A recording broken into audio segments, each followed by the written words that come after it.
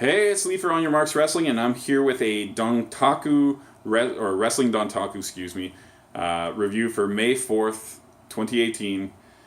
This is the second day of the Dontaku event, and I apologize because I wrote all the names out long and I don't feel like just reading the last name, so I'm going to commit to using them all. We'll try to go through this as quickly as possible.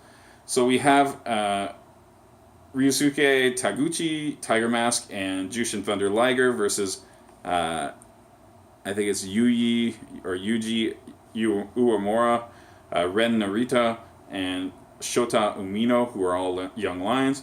The storyline is basically salty vets versus disrespectful youngins.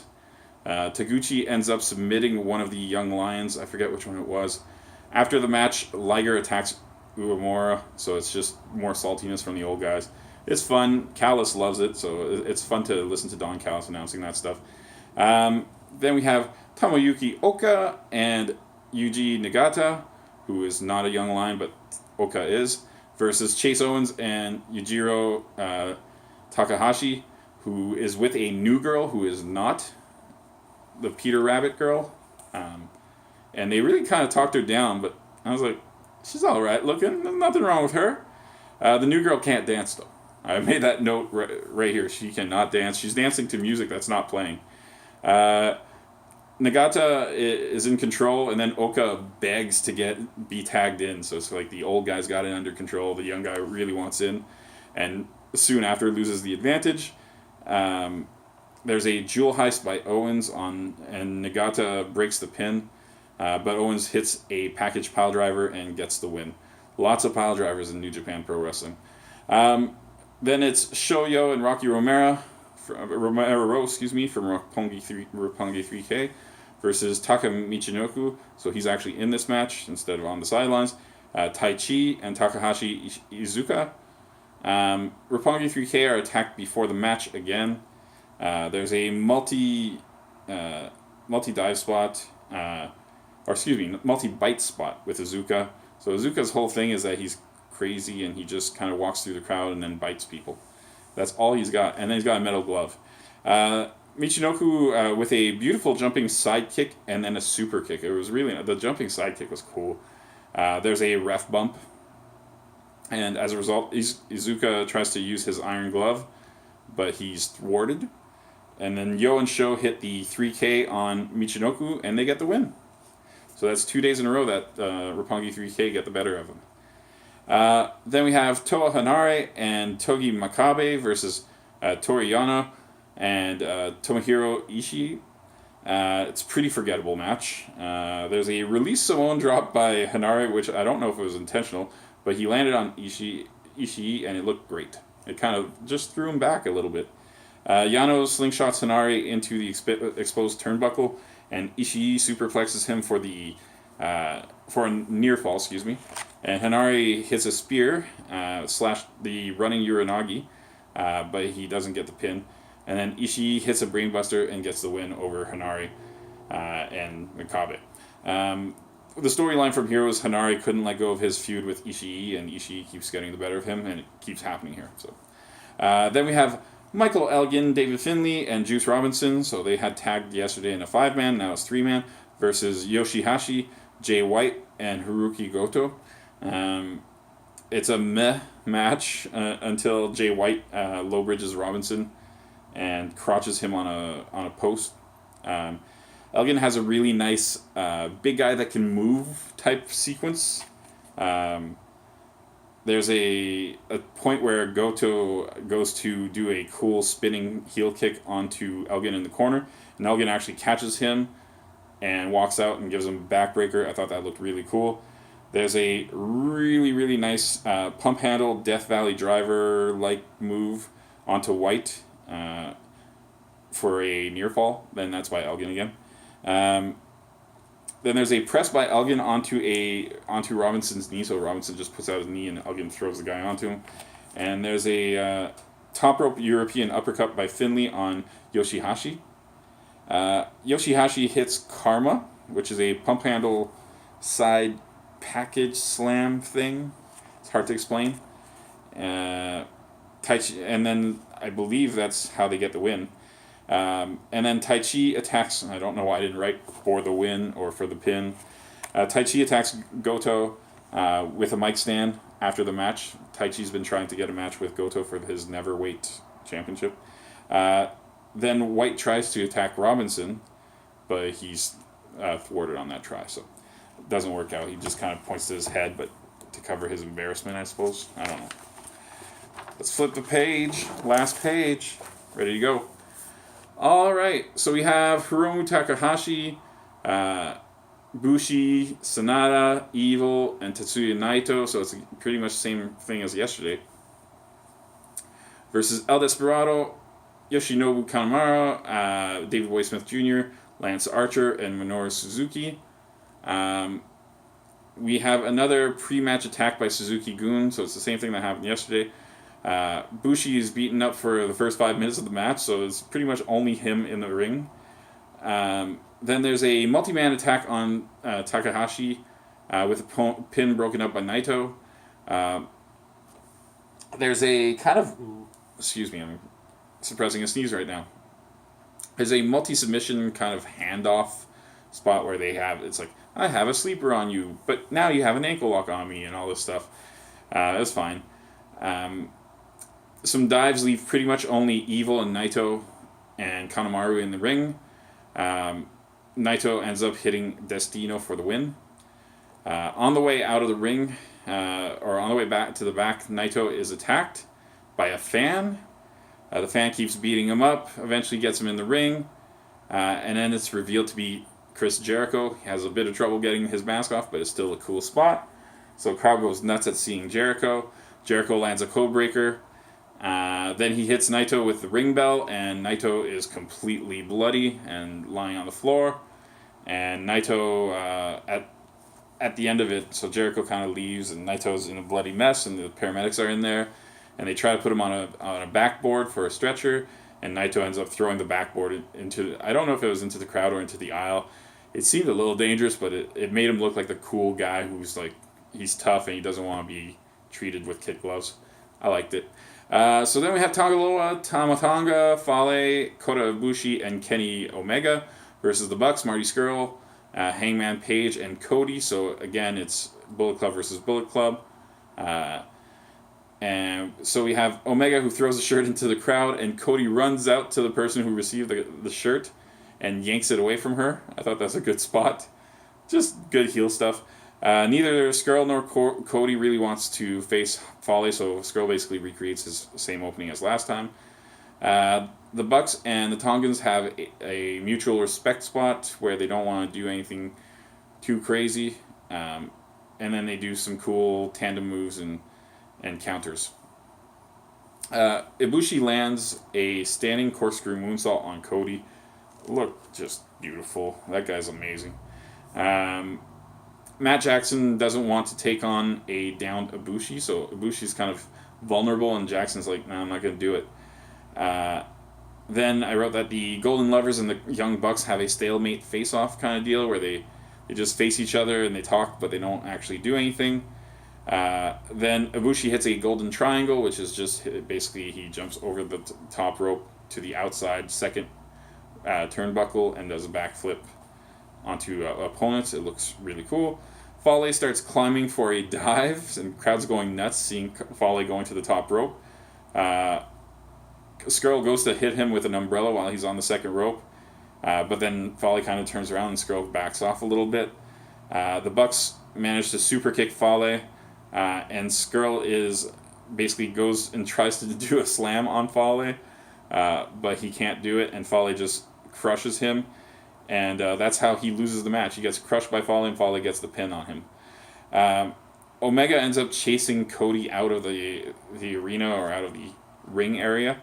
All remaining people in the ring, except for Ibushi, throw a 2 Sweet Up and kind of join together. So they're trying to show that there's still a lot of friendship within the Bullet Club. It's not as fractured as we might think it is, but Cody is definitely on the out. Ibushi was never in, so you have a bit of that stuff.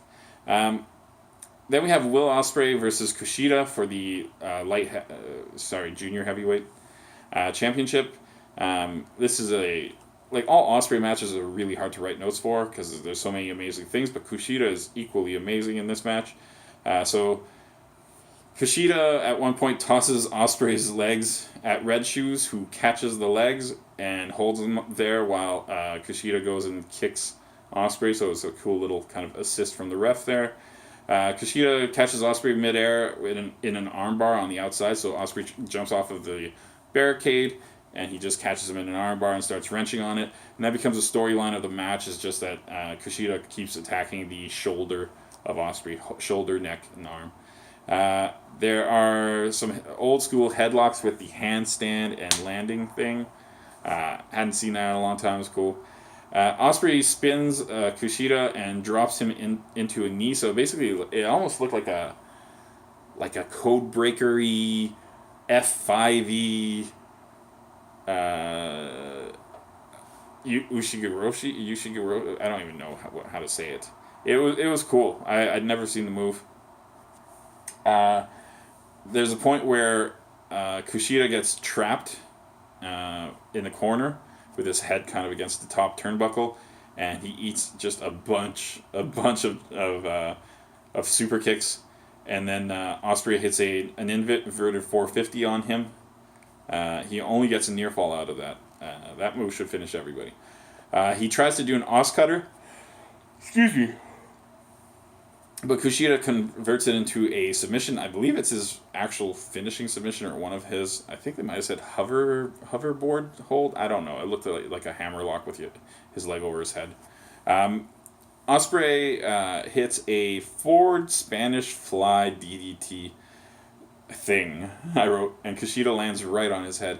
It just looked so cool, and Osprey can do amazing things in the ring, and when he's with someone who can also do amazing things, it's just magic. And this was great. Osprey probably does the best sell of a punch I've ever seen. So he runs off the ropes, and Kushida just clocks him with the right hand, and Osprey kind of slides and with his knees under him, and then kind of falls back with his knees ahead of him. I don't know. It's hard to explain, but it looked awesome. Eventually, Osprey hits a top rope cutter, and then he hits, I believe it's called Stormbreaker or Storm Raker or Storm. It sounded like Storm something.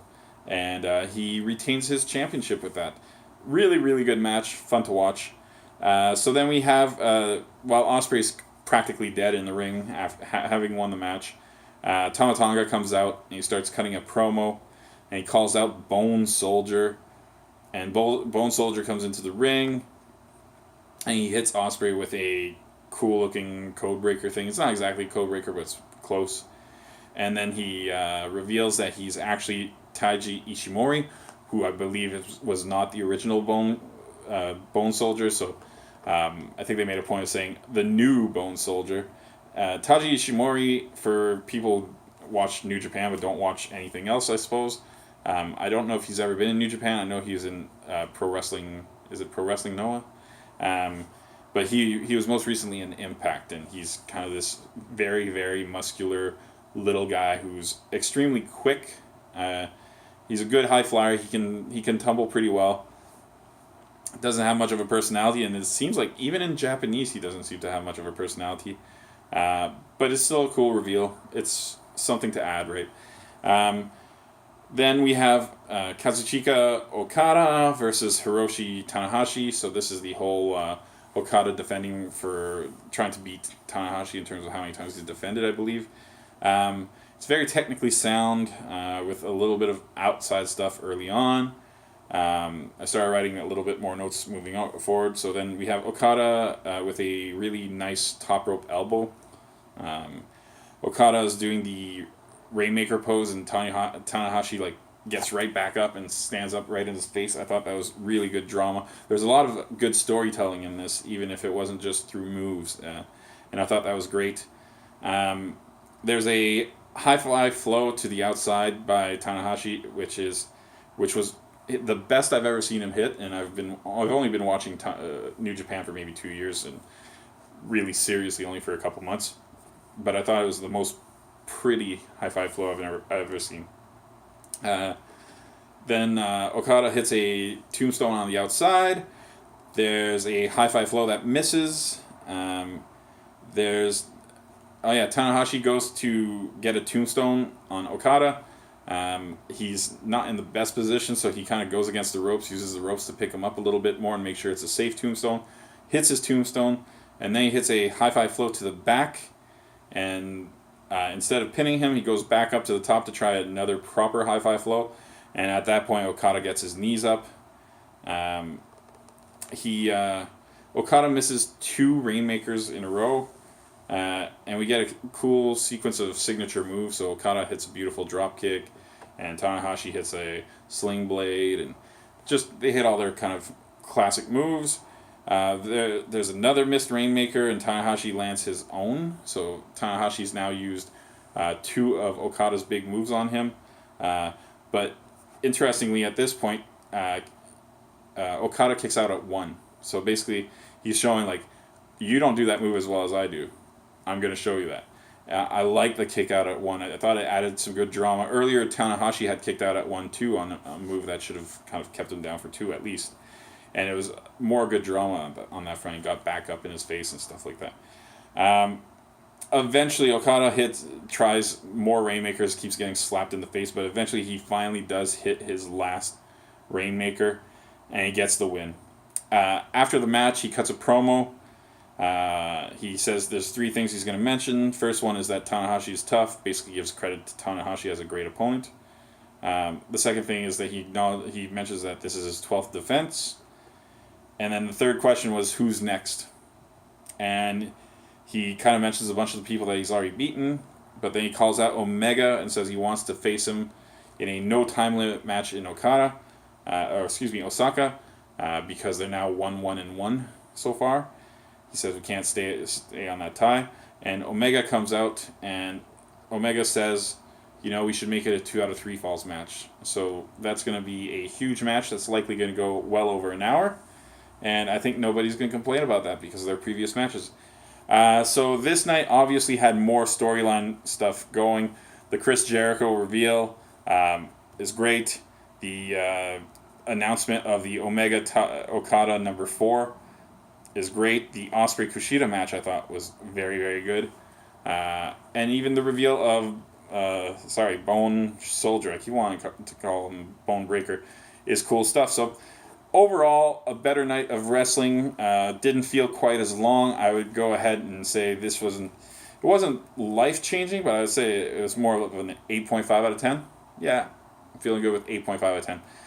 All right, thanks for watching. I really I missed the beginning of it, but I'm about to watch Backlash right now, so I'm gonna have that review. But yeah, for New Japan, I believe there's another show coming up in late May, early June. Maybe I'm wrong. Whatever has English commentary, you can watch it here, a review if you need it. I'm sorry it's a little bit late this time. I just kind of forgot that was happening. All right, thanks for watching.